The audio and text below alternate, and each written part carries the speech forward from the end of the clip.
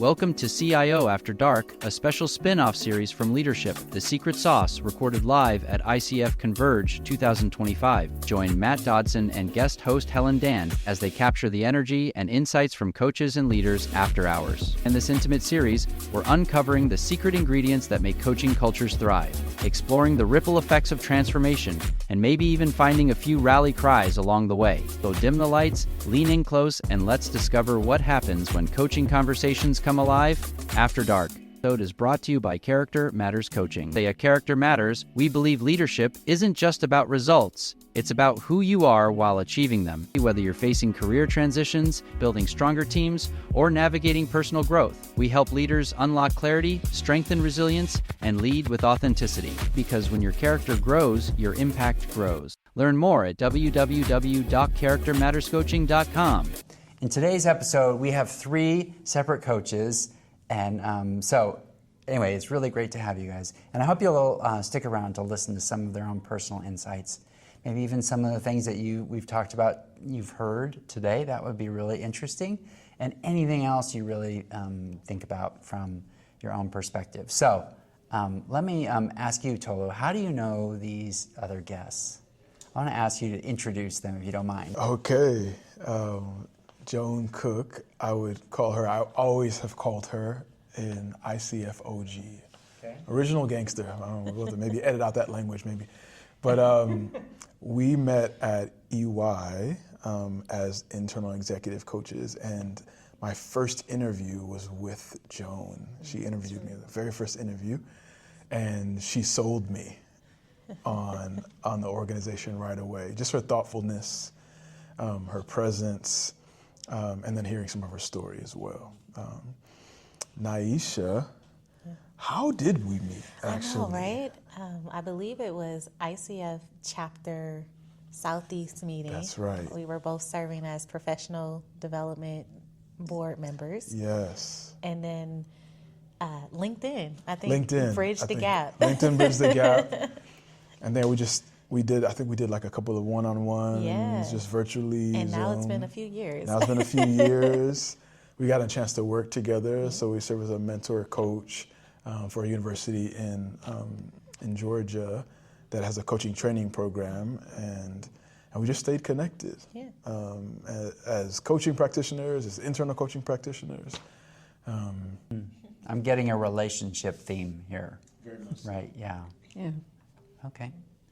How are you guys doing on your energy level? 1 to 10. Be honest with me, Joan. You go ahead first. Give it to me. 7. Oh, yeah, though. You're high side. Okay. Yeah, I'm actually on the high side as well, so I'm going to go 7 as well. Okay, all right. I'm 5. Oh, wow. Yeah, it's been a long day. I did an offsite this morning. You did? Yeah. Yeah. In LA, and then I flew that. So yeah. Yeah. Oh my goodness. Yes. Passion of love. That's right. That's right. Yeah, really. Okay. Well, it's great to have you all here. We appreciate that. And I'm just really curious, if you can share each other's stories, then I'll really know you know one another. So, but let's just start with the first question. So if your coaching culture had a secret ingredient, what would it be? And maybe that's one that you give off, like your coaching culture, or an organization you've been a part of. I think for me, it's everything that happens before coaching. So it's the relationship building and the trust building that happens with the stakeholders, be it the leaders themselves and or HR, business partners, different stakeholders in the organization who just notice that you care or that you're listening. And that builds enough trust for them to either invite you to their organization to coach their people and or to recommend you, less based off of your coaching skill and more based off of the trustworthy relationship. Yeah. I think I would add a secret ingredient is presence. I think there's a lot of selling of coaching if you want the organization to buy into the idea. And oftentimes, individuals don't understand what true presence represents. And so when you give someone that, the gift of that, they instantly appreciate that interaction and that relationship. And so I think it builds connectedness and it creates buy-in at the top levels of the organization. So I would say that has probably been the secret sauce of how am I showing up and being present and understanding the needs of the organization to then be able to meet them where they are at and coach them from that point. So I think it's, I would go with presence. Yeah, so I think certainly at EY, the support of the firm's senior leadership team has meant everything, because getting coaching off the ground at EY took years. And this was all happened before I joined the firm. But there was a woman named Jackie Baer, who worked on the senior leadership of the firm probably for 2 or 3 years to get them on board, because she realized how important sponsorship would be. So, and then when the financial crisis hit, that's when they pulled the trigger. And we've had the support of senior leadership ever since, and it's made a huge difference. So yeah, in addition to all of this, the sponsorship that we've had has been amazing. And it sounds like it sort of creates something where you're like, well, I'm not worried about it going away, versus if you didn't have that sponsorship, sometimes it's dictated upon who that top leader is or who's asking for it. If you're doing like from the bottom up, is really I mean, it's very tenuous, right? I think to that point, you have to get past it being a nice to have. Yeah. And so it is truly understanding, a lot of us in coaching call it the ROI of coaching, and everyone struggles to calculate that, right? Yeah.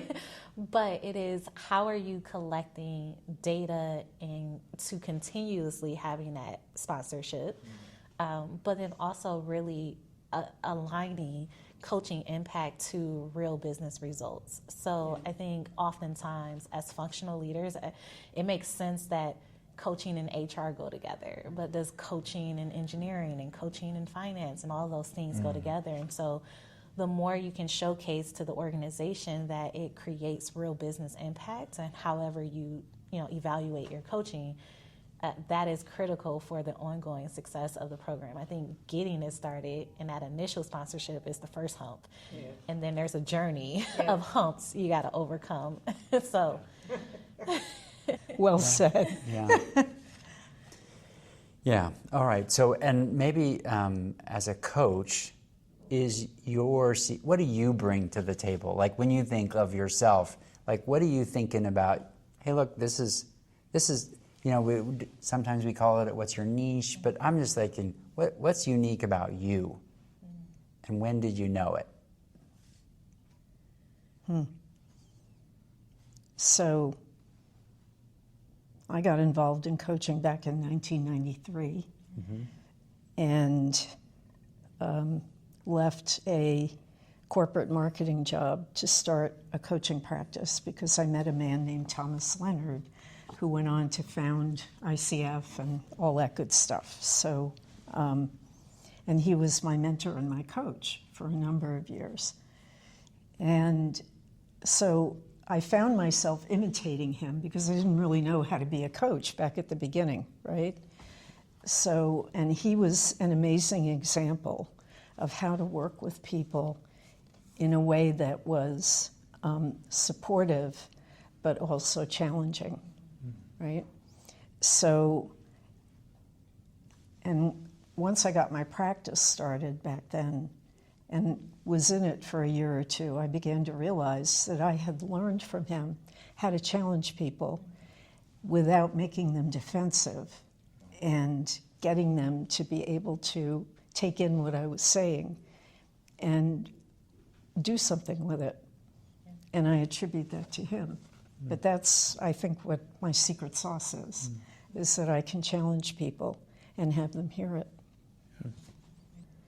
Yeah, I would say, so similarly, my background is in finance. And so when I started my career, it was with an organization who finance and HR were like cats and dogs.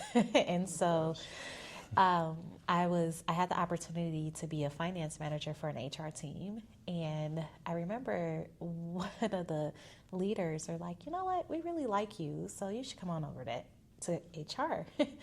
And at the time, I wasn't necessarily convinced in switching functions, but there was something going on called teaming, and it was all in evidence-based coaching. And that just started to allow for me to connect really to the field in itself and how it was impacting folks on the manufacturing floor. And so, that brought me into coaching. And I think as I started to learn coaching similarly, I felt like it was something I had been doing my entire life. Yeah. And it was like, wow, what am I bringing? And so I think it's two components. One is the sense of insight. It's just really being able to listen at a level that people aren't used to being heard, right? It's, sometimes, you hear people, it's like, okay, you're listening, but like to really listen is a very different posture, especially to do it in an unbiased way. So I think that's the first thing. But then I think the other thing is the element of surprise. Just from my voice and the way I carry myself, it's like you're very soft-spoken, and so when I hit them with something direct, they're like, whoa, where did that come from? So all that to say, I think that is probably my secret sauce, is that there's like a sense of honey with a punch. I don't know. Like it. Oh, that's great. We've never had that before. Oh, that's cool. So I'll take honey with a Absolutely. punch. Yeah. And I think it's just because of the passion of, I want you to be coached in a way to where you don't feel like you need me continuously and ongoing, and that you only come to me when you feel like you need to overcome a challenge. And you can't do that unless you're honest and open and transparent with folks. And so, I think that's my secret sauce, is directness. Yeah. I'd say my secret sauce is clarity, kind of like the internal, external clarity. And I'd say a lot of the leaders that I work with will say two things. You don't allow me just to say things, right? Like you're going to ask me, what do I really mean when I say X? Yeah. And I've got to have an answer. And then the flip side of that is that internal clarity is, I'm feeling this way, my thoughts are scattered, but then when we have a session, all of a sudden, I can name my emotions, I can name what's really important, I can name what my real desire is. And so I'm clear with my language, but I'm also clear in my heart, my mind, and then now I can move forward a little bit better. And so a lot of my coaching is about just being clear. Yeah. Just, what do you really mean? What do you really want? And then everything else kind of becomes a little bit more easy after that clarity is first found. And so sometimes it can be challenging in the very beginning, because it's a lot of, below the surface and pushing back and pulling the sand and the curtain, all of that, but then accelerates quickly. And so that's definitely something I think my clients expect from me, is to get clear really fast. What have you seen as kind of like the ripple effect of coaching in organizations that you've worked in? Any sort of highlights personally, or you're like, I was not expecting that? It's funny, I didn't have an answer until you just said that. And that's actually, it is particularly at work, people aren't expecting to have life-changing conversations like at 2 p.m. on Tuesday. Absolutely.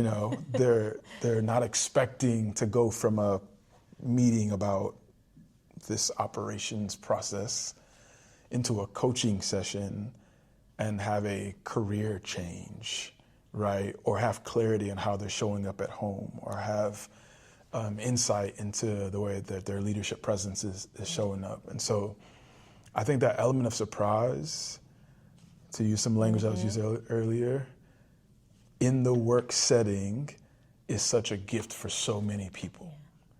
That they most likely would have had to pay maybe what some don't have to get a coach externally, right? And they can just experience that during their workday in their life, and then immediately be able to take action at work, and in many cases at home. And I think that's just such a gift. Yeah, I agree. So beautifully said. I really don't even want to add anything to that. I think maybe it's more of a case study to kind of prove out what you're sharing. Is I worked with a leader who was very skeptical at first on getting coaching, high performing, high potential leader. And I remember they're a sales leader, and so they're like, I have all these agents that I'm working with and didn't really know how to maximize their time. So it was truly this sense of, I'm burning the candle on, all ends, and how do I meet with 50 people, every week, every month. And I remember us having a conversation where we started to co-create what that could look like and what was the possibility of that. And she was inspired enough to actually take action. And I would say probably we meet every 2 weeks. By the second meeting, she had implemented and had our first multi-group coaching session. And she was just so blown away about how much of a difference it made and the impact that it had with her agents and all the folks that she was serving. And she's like, I didn't have that expectation. So it was that element of surprise, but it was also this fact of she took the courage to implement what she was discussing in the coaching conversation and was able to not only affect her life and having more time, but really being able to touch the lives of her agents. And she ended up in less than a year getting promoted. And so she attributes coaching as an avenue and vehicle to helping her get to that next level. So I agree 100% of what you're saying is that you never know how many people coaching touches in an organization, right? Yeah. You just hope that as you start to see the culture change and transform to be more open and transparent, that it's like, oh, coaching's working, right? More leaders taking a coaching mindset and leading in that way, I think is the evidence of the ripple, is how many questions are you asking? That's good. Joan, you got something? Yeah. It's interesting because at EY we talk about the drop that starts the ripple. Yeah. And I know that I forget how many people are touched by the person that I'm coaching, and how as they shift, their relationships shift. And then it goes on from there. Yeah. So the people they work with on a daily basis, those people and the people they work with on a daily basis. It's pretty amazing what coaching can do when even though you're only coaching one person, right? And I think what we're seeing also is the more coaching goes on in the organization, the more people are interested, and it creates great buzz. So then we wind up with people asking us, rather than just making the offer. Yes. We have people coming to us. Yeah. Much higher demand. Yeah, it gets to a tipping point. Yeah. Where enough people. Yeah, my favorite thing is when people said, I was totally wrong about this coaching thing. There's one leader that I think of. I coached him in a development program. He's like, I'm never going to get that coaching. I don't do therapy. I don't do coaching. And then he would come to my onboarding and just say, hey, I want you all to know I was totally wrong about coaching. Yes. You've got to experience it to really say, hey, look, this is something that's really changed me. And he's like, I would come to any meeting that you have, and he still does it. And even though I'm long gone from the organization. So great. Yeah. So great. Maybe you can tell me, what's the next focus for an organization that you're a part of it that you see? Where do you see them going? We've heard something about team coaching. We've had some interviews with some team coaching, and I hear that in the graduate schools. It's very popular, and so where do you see what's next in the organizations that you're coaching? Yeah, so I think AI, of course, is going to have an impact on how coaching is delivered. That's one thing. And then the other thing is scaling coaching. I know that's been a question at EY for the last, I don't know how many years. How do we scale this? So, and I think that's that, and AI useful in scaling are going to be the two next frontiers. Absolutely. Same exact thing that I'm seeing. I would say it's the primary focus is how do we scale it, and then it's say maybe through AI, maybe through team coaching, maybe through group coaching. But yeah, it's 100% scaling. I think people have finally bought into the benefits of coaching, and they have some data and case studies that now it's how do we give the whole organization this, and also how do we value inclusivity and making sure that we're not trying to figure out how to parse organization, making sure everyone gets the same benefit. So yeah, scaling is on top of every organization's mind that I think that I've worked with, and AI is top of mind on how we get there and how we do it.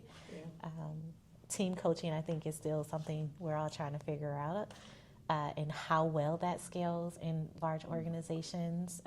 So I think organizations are open to piloting that, but have they fully bought into it? Yeah, I don't know, because it's a big commitment, right? It's 9 to 12 months versus the typical 3 to 6 month engagement. So Yeah.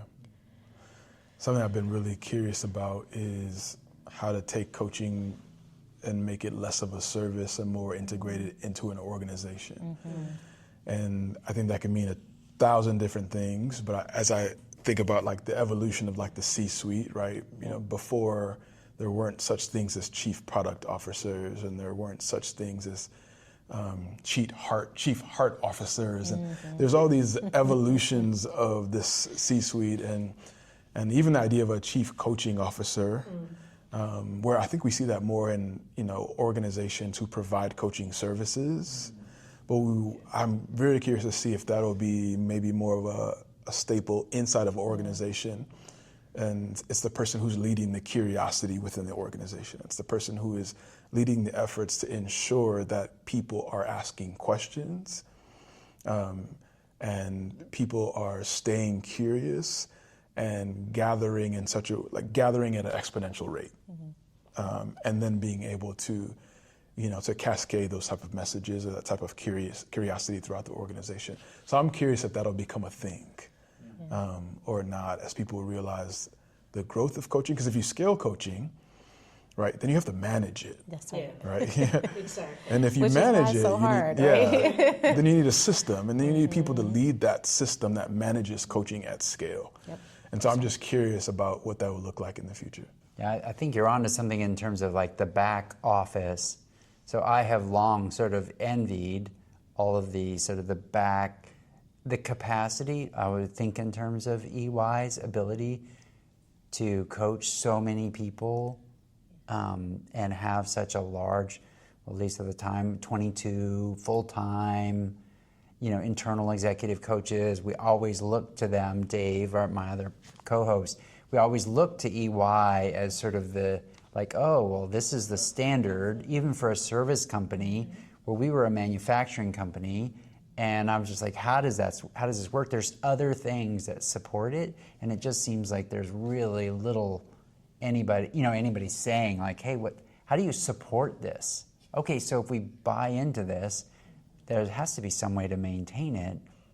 And if we've really found the leaders that say, hey, look, this is worth it, and we're going to do everything we can to still support it.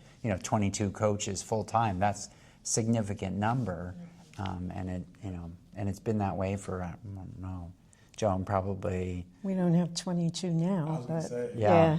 at one point we At did. one point in time, Yeah. that was, and they were just really understanding the PermaPlus model, I think is what it was. And we were fascinated by it in our company, because I was like, whoa, like you guys have really thought about this in terms of like what happens to when you coach, what's the factor that you get in terms of really value, and how do you do that? So, yeah.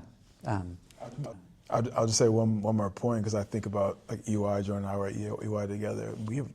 There's a handful of different practices, in different places, and I see many organizations doing that too. Is where like, especially if it's a global organization, maybe there's a practice in India, and then maybe there's a practice in the U.S., maybe there's a practice in other countries. And so I think there's also opportunities for the organizations to have a coaching strategy across a global organization, as opposed to, wherever we're local, wherever we're localized, that's the practice, and kind of looking at it as a... Okay, so I have an optional question.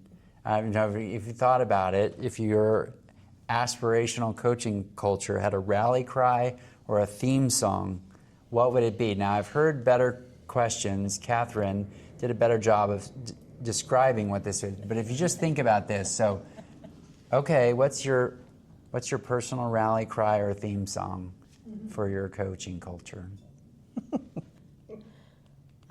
The only song that has come to my mind, so I'm going to go with it, is We Are the Champions. We Are the Champions. Okay, what happened in the 80s? I think that's all we've gotten all night is We Are the Champions. So this is CIO After Dark is we're just getting 80s rock hits. There you go. Okay, anybody got any other ones? I don't mind. I mean, 80s were great for rock music, so it's totally fine by me. But I don't even know the name of the song, but it's just what I needed. You know that song? I know what you're talking about. It's like, yeah. I can't sing it. I can't, but I don't know the rest of it. Maybe it's called Just What I Needed, but that would be we'll it. go with it. Yeah, we'll go. if there was any other time, Tolu, I'd probably sing it for you, but I really can't think about it right now. Yeah. I thought about trying to come up with a song, and then I thought, you know what, I'm going to riff off of, I can't remember what company had a similar slogan, but I came up with a coach for everyone who wants one. That's a neat rally cry. Yeah. There's a lot packed in there. Yeah. I don't like coaching people that don't want it. Yeah, exactly. That is worse than herding cats. It is. Yeah. It is.